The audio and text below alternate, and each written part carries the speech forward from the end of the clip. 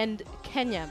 Is this the son making his way back home? That is the question we'll be talking about tonight. Or is there more than meets the eye? And of course, in studio, we'll be focusing on the foreign policy between Kenya and the US. So in studio, I have Atieno Ndomo. She's a very familiar face for those of you who watch KTN. She is a development policy analyst. Atieno, thank you for joining us this evening. And we have Ken Kambona. He is an international development expert. Thank you so much, Ken, for joining us on KTN News. It's a pleasure, Linda. We're not just having this too. This is a global conversation. So on Skype, we will be having Elkanah Odembo. He's the former Kenyan ambassador to the US. We were hoping to have him in studio. He tells us he can speak to us on Skype live from Accra, that is in Ghana. We will have Martina Akinyi. She is in the United States of America. And we will also have James Smart. James Smart will be joining us on Skype from the United Kingdom. Ken, let me begin with you. How would you describe the relationship between Kenya and the US? Linda, I think I would like to put it this way, that this is Kenya's moment. I mean, from the day or the time that Obama sets foot here, we'll be at the center stage of the globe and people will be watching us. But now, in terms of the relationship, we have been 50 years with the American government, American people. And yes, there have been times when things have been a little frosty, and it's not just recently after our post-election violence, but also earlier on, you remember in the 90s when there was the push for multi-party democracy, though it was frosty, but it was all mended and we are now back, we were back to on track. Then came this post-election violence. Again, things were a little frosty in the beginning, but now slowly things are beginning to thaw, and I could say the relationships are getting better. Atieno, is that relationship thawing? I think, Linda, it's very interesting when you talk matters foreign policy to not only look at what is being said, but to also look at what is being done.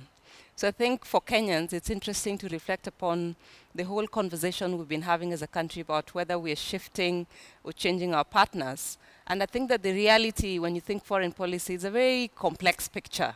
And many times, the people who are your friends today, they may not be your friends tomorrow, but that doesn't mean they won't be your friends again. Because in those relationships, countries are always looking for their own strategic interest. And strategic interest can change, can shift. So I think that in the case of Kenya and the US, perhaps what one can look at is a trend of the shifts. And those shifts, for instance, if you think of the times of the Cold War, it may be interesting to reflect upon how Kenya related with the US at the time, in the same manner it related with Russia at the time. So I think that foreign policy relations really are about countries' strategic interests. And maybe the way to understand our relationship with the US right now is to think about what interest is it that Kenya has vis-a-vis her relationship with the US? What interest does the US have vis-a-vis their relationship with Kenya? And I think from their end, that is quite clear. Maybe from our end, we're still struggling. And for many Kenyans, it's not very clear what is it that we want from the Americans. There's a lot of confusion. Yeah. Maybe we are not clear in our minds, because even when you think about the lead up to this visit, I think for many Africans, it's still a moment of pride. For most of us, you know, the whole presidency of Obama is a great moment of pride. As a black person, he's performed very well. I think not many times do we applaud what he has done. And it doesn't matter that he's done it for America. I think when there are things that are done properly and they're done for humanity, you can applaud them. So for instance, I would like to applaud the fact that he managed to deliver universal healthcare. You know, he improved the status of access of healthcare, which is a very difficult thing to push through. As a country, maybe we want to learn from that we are struggling with our own issues of how do we enhance the quality of life of Kenyans. How do you go about it where you have opposition maybe from different political players, where you're dealing with issues of prioritization, how you make those choices. So I think that this is a moment of great pride. You know, I agree with Ken about this is Kenya's moment. Yeah. Even when Kenyans behave badly, Kenyans are so lucky and blessed. You know, good things happen to us as a country, even when we take it for granted. So I think this is a great thing for us, and it's for us to make the most of it. How do you think Kenyans have perceived this? You said we behave badly. I think sometimes you can't afford to not say the things where we are behaving badly. You know, we fret about the smallest of things. We forget the big picture. So, you know, you will hear people moaning about all sorts of things. But at the end of the day, what has happened is that President Obama has kept his promise. He's coming to Kenya before his term, his tenure is over. I don't think it was the easiest decision for him. So I think it must have been very creative to have found this opportunity to use the summit. And for me, I think using the summit is also a very powerful message, because it's to say entrepreneurship, I think, perhaps represents the best that is possible for Kenya. That against all odds, Kenyans are very outgoing, very innovative. You don't put a Kenyan down, you know, however hard things are, even if the environment is hard, even if government is not playing its part, Kenyans are always, you know, striving and, you know, making it work. So I think this is an affirmation of that Kenyan spirit of, you know, never being put down.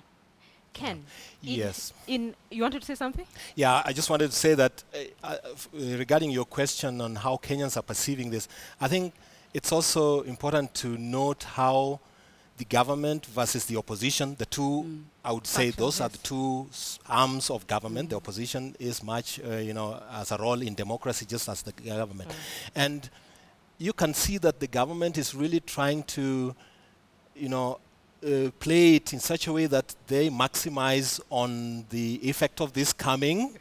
And so certain things, as you heard the president say, are being left as non-issues, you know, and so that any president, I think any leader at this point in time would want to ride on the wave that we are seeing, because I think the majority of Kenyans are really excited about Obama, if not just for the fact that he has Kenyan roots. So he's coming here, he's like a homecoming. So I think the government, in a way, you can see them trying to play diplomatically in such a way that, you know, they ride with the greater part of the population. The opposition, on the other hand, is also seeing this as an opportunity to air what they think is not going on well. And that, I think, is very important. Poke holes in how yes, poke holes. And I think the major issue, of course, you know, the moment is corruption, and they know that that is a very dear aspect of American investment and trade, because, you know, you are not going to trade with a country which is deemed to be very corrupt, because you don't know how things are going to turn out. So it's a very important aspect of the corporate American psyche. But also important is the fact that, you know, most of American aid comes through the civil society. And, you know, there are issues like the Public Benefits Act, Organizations Act of 2013, which is very important to the civil society. And how is, you know, Obama going to react to issues regarding that? That's very important. And of course, there's the issue which we all share of security. Is the government doing it in such a way that, you know, that the population feels they're safe, or are there some gaps or loopholes that the opposition feels still should be addressed? So those are issues, I think, that define the way we perceive this visit going forward. Okay. Yeah. So we've set the stage. Let's move just a little bit to President Uhuru Kenyatta, and he addressed members of the press this morning, and he was making specific reference to what this summit hopes to achieve in terms of focusing on terrorism and focusing on trade. I am hoping we can play that bite now.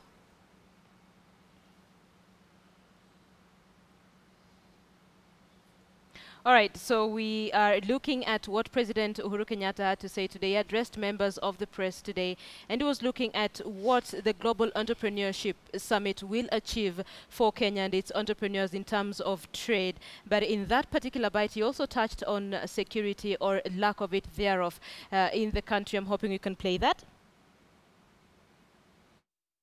We have not always made the best of our natural endowments, but with a new trade, new investment, and new technology, we have begun to produce green and renewable energy on a scale unprecedented in our history.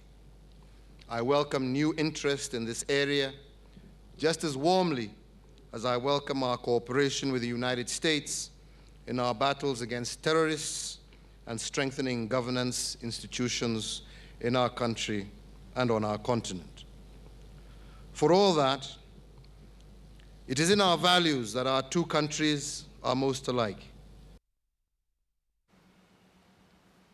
Right, that is President Uhuru Kenyatta today, focusing on that Global Entrepreneurship Summit that will take place in Kenya. President Barack Obama is expected in the country on Friday. Ken, let me begin with you. Right. Let's look at the history of Kenya and the US in terms of trade and investment. Right. Now, yes, the history runs back 50 years or so, and I would want to say that initially the American government over the first couple of years was focusing more on building democracy, and like we had earlier on, you know, there was the issue of the Cold War. So Kenya was a strategic partner to the US in terms of their defense and vested interests or special interests like we had. Now, then things have changed. Africa has gone through some kind of change, and it's becoming more and more an economic powerhouse.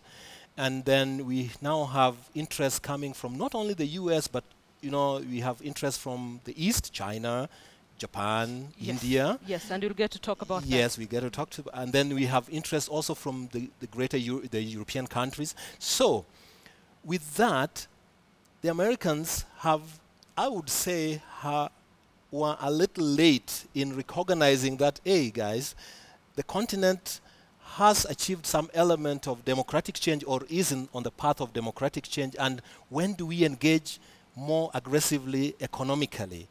And so in a way they have played a little, and this is also recognized by the Americans themselves, that they have kind of played catch up to the Chinese, who I think noticed the change quickly and took advantage of that. We're going to have a conversation about the facing East and the Chinese in just a bit. Yes. Atieno, this is the first sitting US president to visit Kenya, Barack Obama. For many, this is a homecoming of some sort. From where you sit, does this have everything to do with trade, or are we seeing a change in foreign policy, and why? And do you mean foreign policy change from our point of view or from the American From the American point of From view. the American point of view. I think the Americans are very consistent with their foreign policy. I think perhaps anyone who observes will clearly see where their interests lie. And, you know, they're not shy about that. Americans will define their friendships or their relationships on the basis of their interest, and that's very clear. So people will know that the Americans will stand by Israel, you know, through time.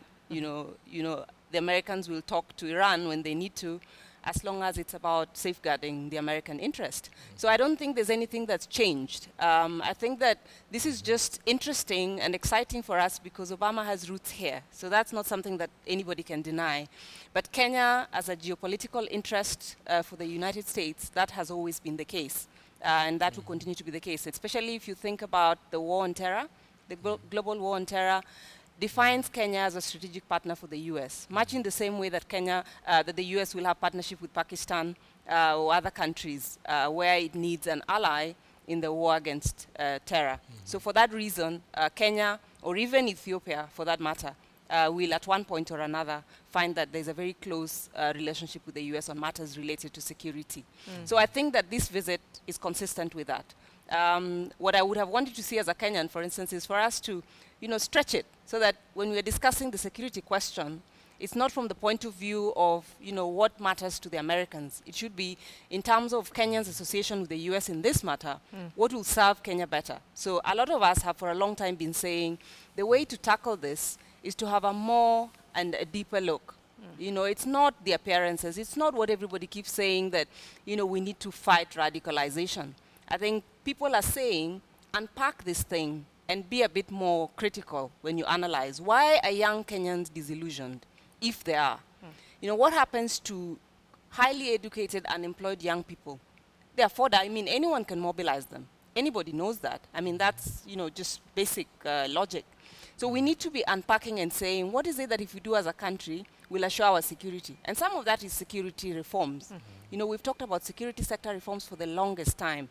So that as a country, we've long defined what is the right path to follow, but somehow we don't see it through. So if you look at our constitution, you know, reforming the security architecture is something that we said a long time ago, about reforming the police, making sure we're dealing with corruption, making sure we're affirming the citizenship and the belonging of all Kenyans, making sure we deal with the problems with the north and in the coast, and because these are the issues of marginalization and exclusion that sometimes underpin the insecurity question. So we cannot have a superficial look at it. So as Kenyans, this is what we should put to the table, that perhaps we're challenging the Americans on their approach to the war on terror, and to say what many people have said in many places, that first, you have to sort out governance questions as well. You know, we look at what these two leaders must talk about, even as we look at the Global Entrepreneurship Summit, when we look at policy. And that is a question that we even asked on our big question on KTN News.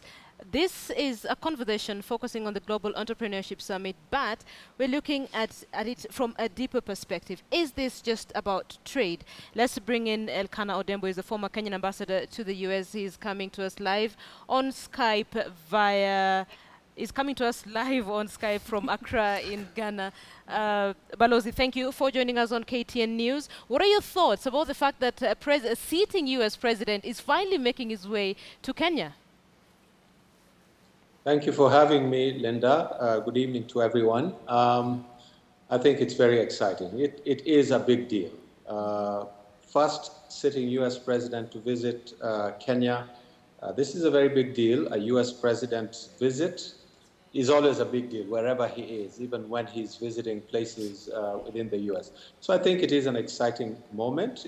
It also presents, as far as I can see, a major opportunity for us to step up onto the global arena and to the global political theater, as it were, and put our best foot forward.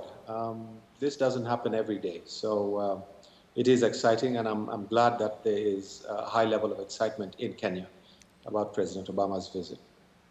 Balozi, you have worked as Kenya's ambassador to the US, and you have history of the relationship between these two countries. We've spoken about this with Tien Ndomo and, of course, Ken Kambona. They are with me in studio. But if you were to look at the relationship between the US and Kenya, how would you rate it? I've always felt that the relationship of the US, between the US and Kenya should be beyond cordial. As was said earlier, I had it being said that our relationship started 50 years ago. I mean, literally within weeks of our getting independence, we had our first ambassador in Washington, Burudi Nabwera, and shortly after that, the first US ambassador to Nairobi. And given also the fact that we have an American president who has roots and history with Kenya, I think our relationship should be more than cordial. Our relationship should be as good as any bilateral relationship should be. So we are not doing as well as we could be doing in terms of this relationship between our two countries. Elkanah, I'll ask you the same question we've asked our viewers. President Barack Obama and Uhuru Kenyatta are meeting. I believe that's on Saturday. What is the one important thing that these two leaders need to discuss? What they need to discuss, I think, is how to best position the relationship, how to restart the relationship. They will be speaking about a whole range of things. I mean, President Uhuru Kenyatta has already talked about the things that he wants to talk about. We have some indication about what President Obama wants to talk about. So obviously, the entrepreneurship and the youth, those are big agendas for President Obama, and that's, I think, is one of the major reasons why he's coming. And so Kenya should take pride in the fact that we represent entrepreneurship, innovation, creativity, and that is being driven primarily by the youth. But we cannot run away from the issues of the war on terror, and of course we must also take head on the issue of trade. Trade is not where it should be. Not only between Africa and the US, not only between Kenya and the US, but between Africa and the US. So there's much that we need to do in order to get the United States, the AGOA, African Growth and Opportunity Act of 2000, presents a lot of opportunities, but also some obstacles. I don't think we've taken full advantage, but I think the US could do better in terms of opening up for some of the commodities that we are in a position to get into the US market. But I think it will be dominated by the issue of the fight against terror. I think it was one of the guests talked about the need for a comprehensive security policy and a security program, and I think that is where we can really ask. That was Atieno, right? Yes. We need to make a big ask of the US for a comprehensive security policy program, counterinsurgency, soft power, to ensure that we are getting the kind of resources that we need, because we are doing this not just on behalf of Kenya, but on behalf of the region and the rest of the world. The kind of resources that we saw being put in the fight against terror in Afghanistan, Pakistan, we need to see those kinds of resources coming to us. So that should be the ask. Yes. Balozi, finally, before I let you go, I'm going to put you a little bit on the spot in terms of the foreign policy between Kenya and the US. Here's why. A few months before President Uhuru Kenyatta was sworn in as the president, we had the now infamous quote, choices of consequences. And some Western nations made it very clear about their stand on the ICC case that was back then facing President Uhuru Kenyatta and his deputy, William Ruto. And we saw last year, I believe it was last year, President Barack Obama invited Uhuru to the White House in the US, and this year he's making his way to Kenya. Remember, this is not the first time that President Barack Obama is making his way to Africa. This is not the first time he's visiting Africa. Would you say there's a change in a way in terms of how the US has decided to relate with Kenya? I think Kenya is an important country in the region, on the continent, and the US has always wanted to have a good relationship with Kenya. We've had our challenges. There have been moments when the relationship has been tense, but overall, I honestly believe that the US has always wanted to have a good, healthy, robust, productive, mutually beneficial relationship with Kenya. But every so often things happen that make it difficult to have that. And certainly the case of the ICC was one such incident. It couldn't be business as usual. Things have changed since then significantly. And the US, in its own interest, is doing what they think is in the best interest of the United States. And so President Obama coming here he is being responsive to the context and the environment and the things that are changing. And so I think we should take it as such, okay, and not read too much else into it. Balozi, thank you so much. Elkanah Odembo, former Kenyan ambassador to the US. He's been speaking to us live from Accra in Ghana. Let's focus on that particular issue, on the relationship between the US and Kenya. And in this regard, I'd like to play a bite from President Uhuru Kenyatta today. There is a journalist who asked him what the relationship would be like, what would happen when President Barack Obama finally gets here. And of course, he has to meet Deputy President William Ruto, whose case is still at the International Criminal Court. Let's listen to what he had to say. Given the importance you attach to the war on corruption, are you in agreement with MPs to send the EACC leadership home? Secondly, we heard the statement, choices have consequences, essential contacts, and we know there's still a case of the ICC facing the deputy president. Is he going to meet President Obama? I think with regard your other issues, to me, those are basically non-issues. The President of the United States is coming to visit Kenya on two important duties. One is the GES, the second is our bilateral visit. And without a doubt, he is coming to meet the government that is in place, that includes all of us. So I think the question you're asking is pretty irrelevant, because last I recall, the Deputy President was part of this government. So we shall all be meeting and proceeding with what we need to do.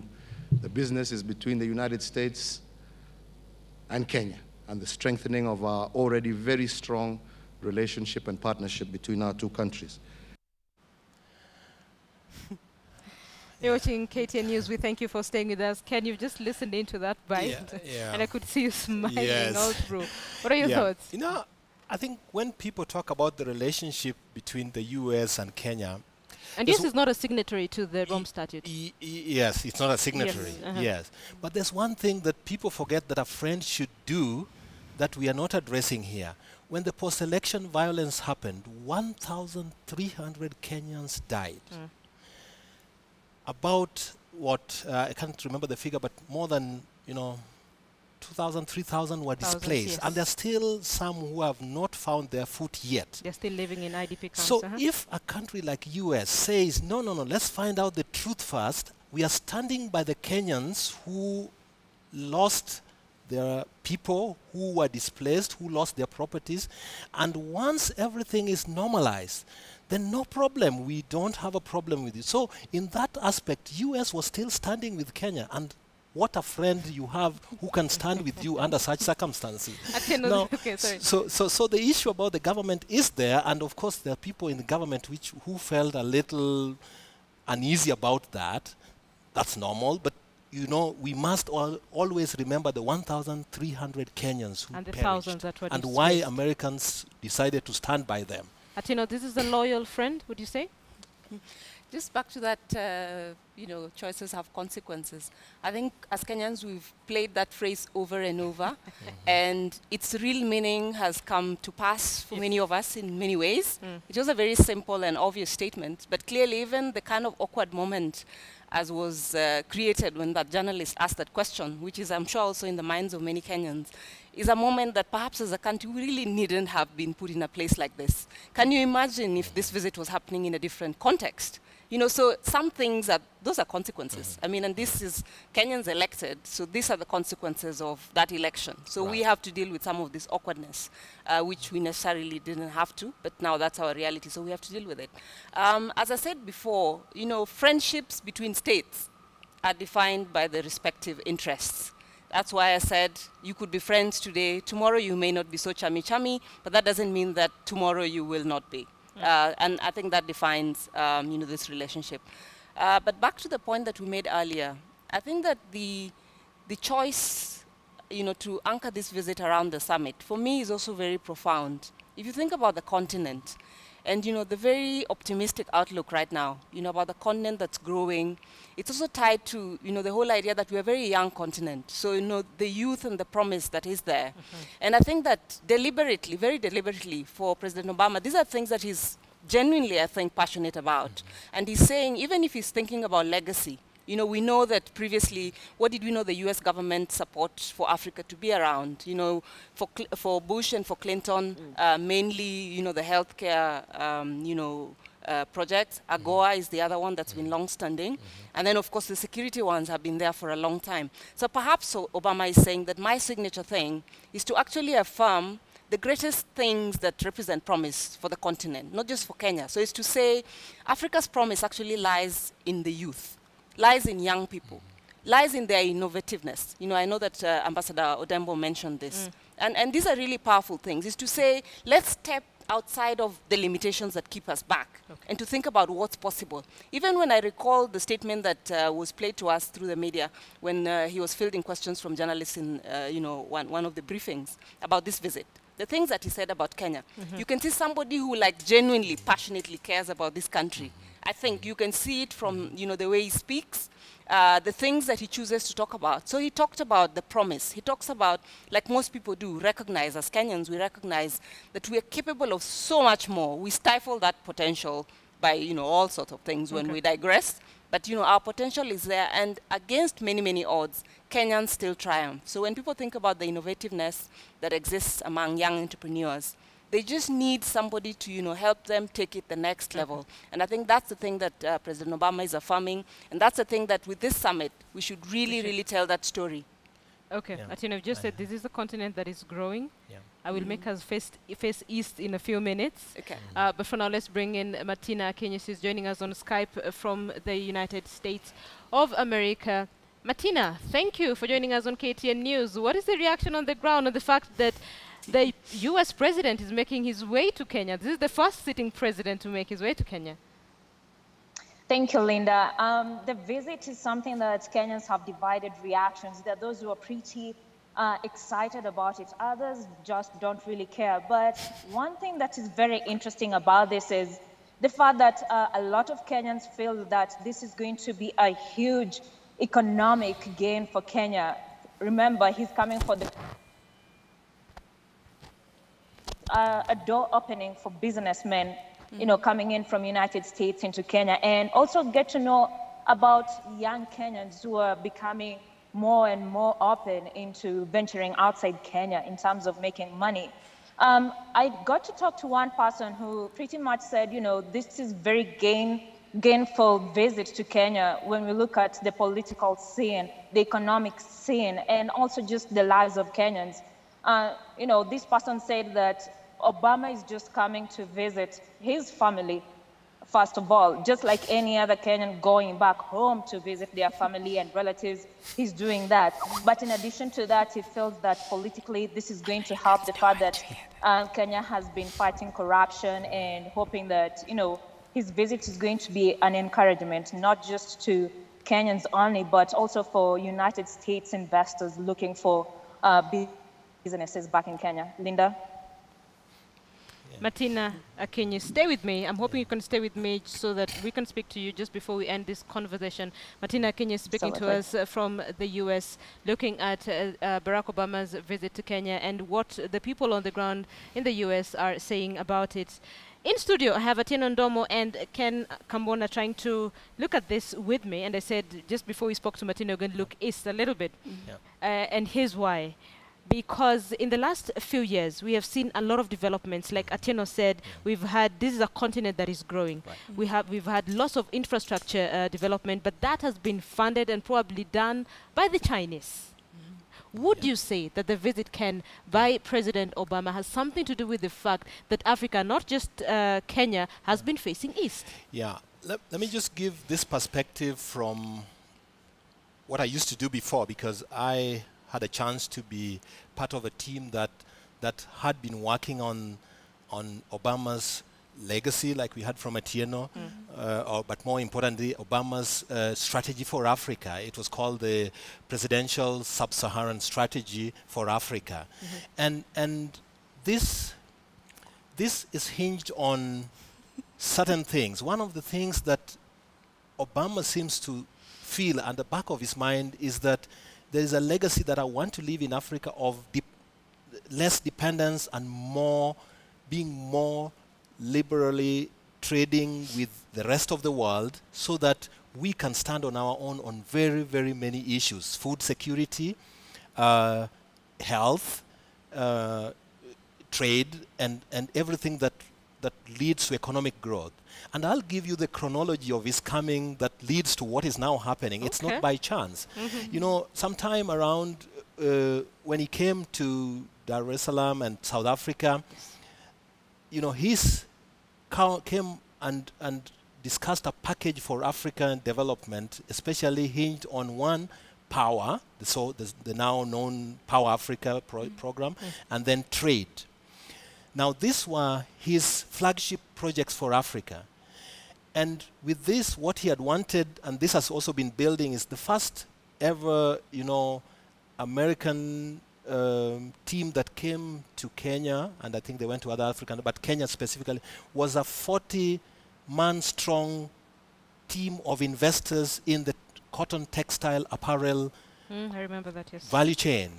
And I had the chance to sit with them. They had amongst them $15 trillion worth of business. And they went to State House and they told President, we are pitching tent here.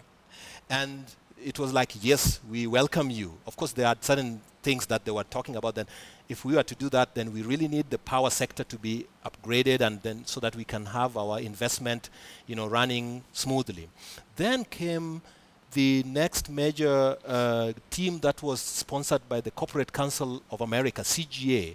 This was a team that came with over 30 investors, and what were they doing? They were checking on how best can we package Kenyan goods for the American market, which is one of the biggest problems why AGOA has never picked up the way we would have wanted it to do. And another thing related to that was none of these countries that benefit from AGOA in this region had an AGOA strategy. So they were saying, Kenya, you should have an AGOA strategy, and I was privileged to work on that. Then came last year again, November, which another event that brought in all American textile apparel investors. It was dubbed Origin Africa. It was actually graced by the president himself, and also the First Lady. And this, for the first time, tried to highlight Africa as a source continent for American textiles. And if that works, then AGOA will have more and more scaled, will be more scaled as a result of that. And then came recently another group of 40 investors in transport sector. So it has been building. Then last year, you heard about the big meeting in August where all African leaders met in Washington. That is the first time a sitting American president has managed to get all African leaders together and tell them, this is I want to use the word legacy, but also this is my strategy, and I think at the back of it's my legacy for this continent where I have roots. So this has been building up, and now the icing in the cake is, now the icing on the cake is So let's stay with legacy and bring in James Smart. James Smart is joining us on Skype from the United Kingdom. Smart, we have been having a conversation with you, and you have been following the footsteps of the US President Barack Obama. How is this relevant, if I may say so, to the United Kingdom? What are the papers saying? And just like my guest in studio saying, this has everything to do with legacy. Absolutely, Linda. I've just got just part of that conversation there. And you have to wonder what is going on through Barack Obama's mind at this particular time. But just to answer first your question from the point of view of what is the in for United Kingdom, what the papers in United Kingdom are talking about. And what has been perverse here, the press, Linda, has been about 2 or 3 things. One, the United Kingdom or the press here that has been talking about human rights and about how Kenya has been responding to the issues of NGO and the perceived democracy or the shrinking democratic space of the NGOs which operate in the country. That has been a big thing, it's been an ongoing conversation, and it's interesting to see how President Barack Obama goes around this. But speaking on the larger context of it being a legacy issue, as you put it out, Barack Obama has sort of an interesting second-term presidency, which none of his predecessors might have had. They're talking about Bill Clinton or George W. Bush. What the American presidents initially, in their years, the lame duck years, is that they tend to mellow or moderate, agree with Congress, and while they're talking about their, they're thinking more about their legacy, they're thinking about issues that the public want to remember them for. But Obama's been different in so many cases. Just a few weeks ago, he was in Jamaica. The president has decided to be at arm's length with the Congress. And in fact, has said that his lame duck years, the 2 years that he remained with, so to speak, is the years that the first president says that he will sort of talk to Congress, and if Congress passed anything that he doesn't feel like he did, he's going just to overrule them. And so it's an interesting presidency, and him coming to Africa and to Kenya for this particular moment, talking about these issues of trade and development and how it's been building up this. That's quite correct. But as well, in matters of him thinking about his foreign policy, just a few years ago when he was in South Africa, I remember that the biggest question then that was being asked by Kenyans was, why is Obama not coming to Kenya? And going to South Africa.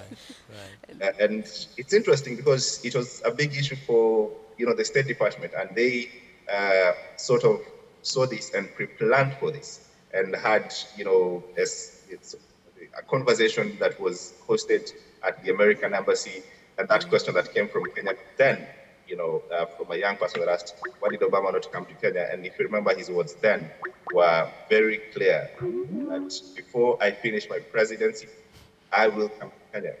So you have to say that this is a deliberate move. It's not just by happenstance, if you like. And there's so many issues that have gone under the bridge between them. If you look at 2013, our election then, and the first frames of our election then was ICC, so raid and that sort of thing. We're here now. Years have gone. So between then, ICC have happened. James Smart, I'm sorry we've lost you. Always a pleasure speaking to James Smart from the United Kingdom. Ken, yes, we have 2 days, actually 3, before the US president makes it here for that global summit. How then, looking at everything we have been talking about, do we improve the relationship between Kenya and the US? How then do we improve the relationship that is there between between Kenya and the US? Yes, I think we've said bits of that, but this is the way I From think where you stand. we should, yeah. Yes. Having worked with the US government for some time, I sometimes feel that as Kenyans we don't have, in certain aspects, very clear policies or how we want to engage with the US. And Atieno said it earlier on in terms of security. Policy issue. Yes, policy issues. A good example is that we never had an AGOA strategy until 2 years ago. AGOA has been in existence for like, we're talking of 10 years, plus. So the issue is, first, because the Americans are very clear, and like Atieno said, what is in the best interest of the United States of America. So when POTUS comes, POTUS, is President of the United States. He's literally he's literally coming to define that relationship, which is in their best interest. So number one, let us Kenyans, and I'm not saying we don't have one, but let us be focused on that. That does not mean we don't need to look east, west, south, or north, but we have had a long relationship with the US. Let us have a very, very clear policy towards them, come rain or sun, because things will always happen. That's one. The other one is, yes, there are certain principles that US government stands by, and one of them we have been discussing here, like corruption, it should be there, civil society, they give a lot of emphasis on that. How then do we structure our, civil societies within ourselves? I mean, it's not, we don't do it because of America, but how do we do it in such a way that we are considered amongst the community of nations as a civilized society where the rule of law plays its part, and that will, of course, run with the US automatically, as it will be for our own benefit. So those are areas that I think we should. Then finally, I also think that we should start having value chain addition to what we produce. We don't need to wait for America to take our raw products like coffee there.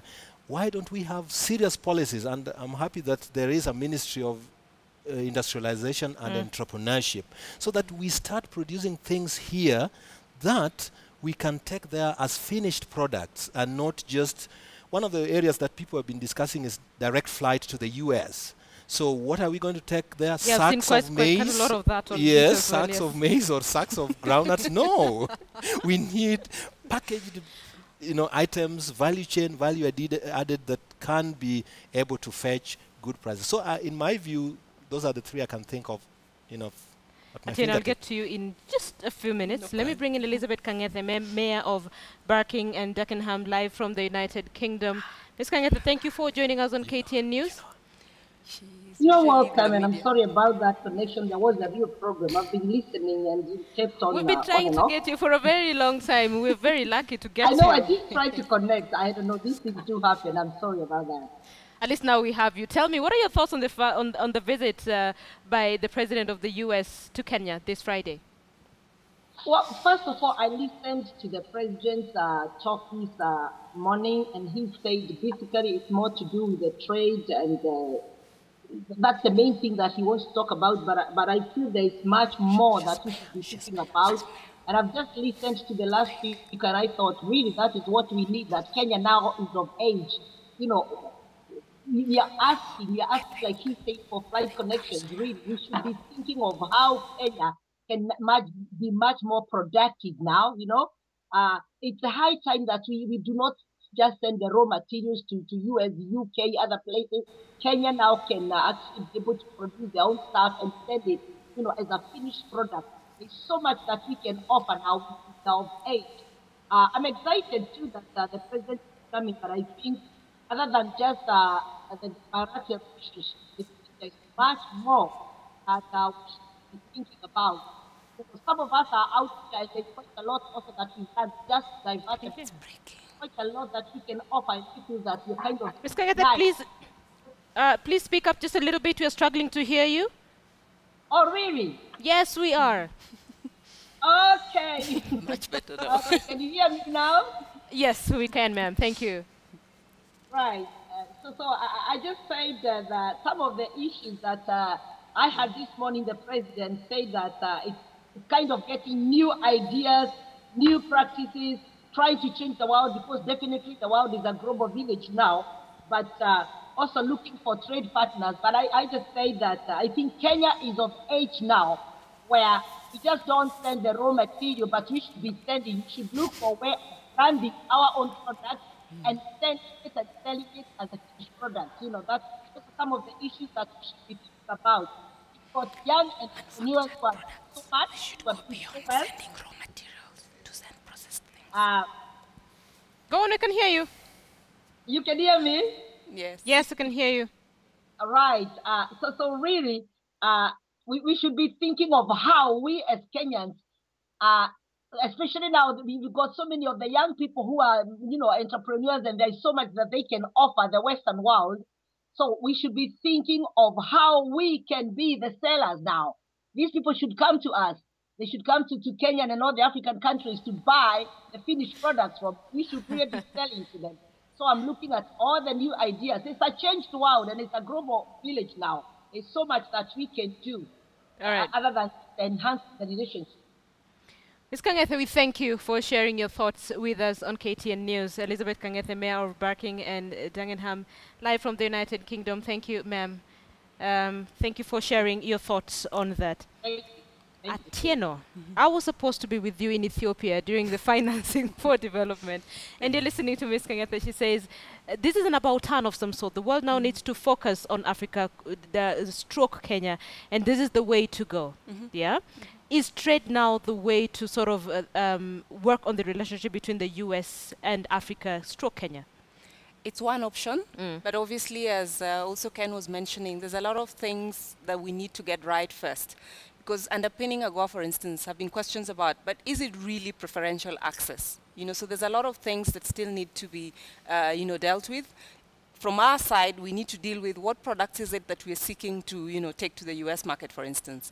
And those have to do with the question that both Ms. Kangethe and Ken here have ably explained. You know, we have no business continuing to export raw products. You know, it's time, and Kenya is capable. If we were to focus on developing our manufacturing base and to get our industrialization off the ground and happening, Kenya is fully capable of processing, you know, our products. And so therefore then being able to have a better bargain in terms of trade. So I think in terms of trade, a lot of the work is for us to do as Kenyans and to define our trade partnerships or our relationships with other countries in terms of trade issues require us to do a lot of work prior. And, you know, most of that work we will find has to do with governance things that we still have to deal with.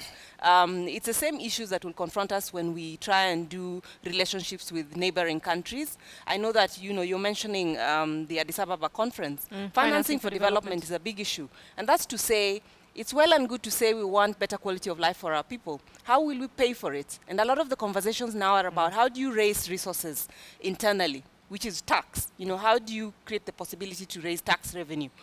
Africa is also talking a lot now about, you know, the resources that we lose through illicit capital flight. I mean, this is a conversation, for instance, it would be interesting to have with President Obama, you know, to say, why does this continent lose so much money? So where we know, you know, companies are not doing fair deals. So when you're thinking trade, it should be you're going at the heart of these contracts. When we sign contracts with foreign companies, this is our business. It is for us to make sure that those contracts are looking up to our interests. The companies will look out for themselves. Other countries will look out for themselves. We have to look out for ourselves. And I think that's the thing we haven't done very well. Ken, hold on. I need to let Martina Akinyi go because we still have her on the line on Skype. Martina, finally, before I let you go, we have been talking a lot about legacy. What sort of legacy do you think President Barack Obama intends to leave?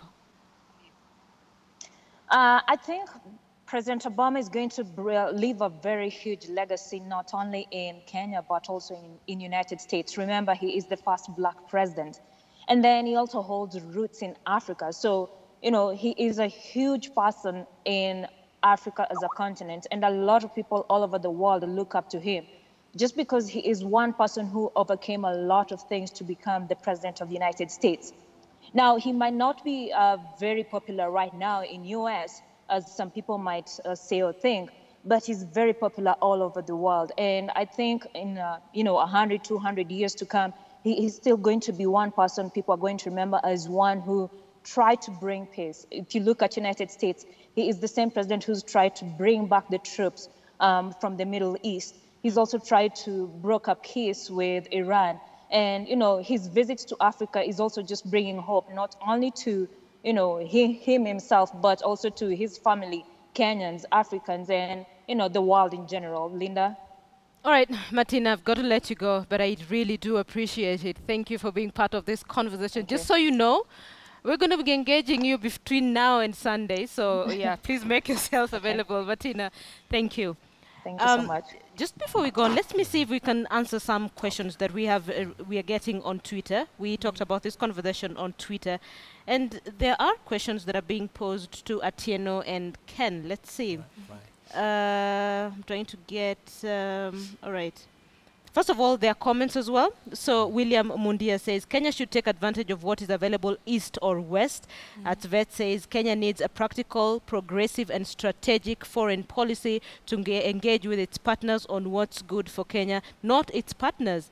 Alisa Ching says, Kenya is great. The fact that we attract great relations with great countries, we should live up to that level. And seriously, this username, Youth Without Future, says this Kenya versus US foreign policy. You pay your hard-earned $350 for a visa fee only to be told denied. For them, they get the visas when they come here. Ease of travel. Probably that's one of the issues the two leaders should address. Ken, you're shaking your head? Yes, I think we just mentioned the direct flight issue. Much as that is hinged on trade, but I think when that is going to happen, then you must dispense and get the issues of travel documents much more straightened than now. And I think that has also a lot to do with, of course, the security situation. So they're more or less dependent. So once we see the security improving, I think Kenya would be looked at, because Kenya is right now considered one, a frontline state in terms of economic development and investment for the American country, but also at the same time a very, what I would call highly volatile state. There's a term they use for that. So in terms of terrorism and what have you. So that makes things a little harder for everybody. And so that's why the issue of terrorism is one which all of us must be participating and make sure we help in eradicating that. Gentleman and lady, quickly in like 30 seconds. Atieno, let me start with you. I'll begin with the ladies. What are your final comments on this visit and what it means to Kenya in under 30? I think it's huge. As Kenyans, we really should embrace just how big it is. We should speak down some of the negativities. I wish our government would be clear on what it seeks from this visit, but I wouldn't hold my breath too much, because if we had defined, and I know now we have a foreign policy, people are asking, do we have? We actually do. So this is one thing we can say, Amina has put, there's a written one as of, end of 2014. So there's a written document. In fact, it talks about 5 pillars.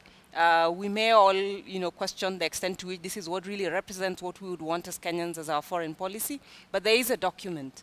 I wish that it was really true to the spirit of our constitution. Okay. It talks about being anchored around our national values. So I wish that the things we put on the table are things that are going to uphold Kenya in terms of the aspirations that Kenyans have had about this great country.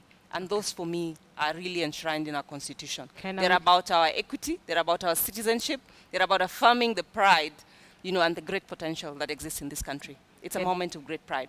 Ken, I will let you have the last word. Yes. Number one for me is, yes, I'm an American president, whether sitting or not, wields a lot of power. So the coming of Obama should just be a beginning of what I would term a long-term, very strong relationship.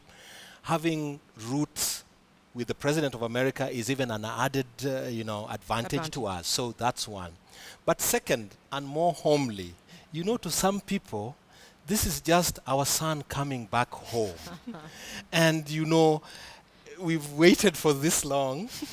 Problems will always be there. If we can sort them out, well and good. If we can not for immediately, let him come. Let him enjoy his nice breath, air that we have in the country. Go home. We'll write to him and tell him, you visited, and these are the things we follow up with you. Thank you.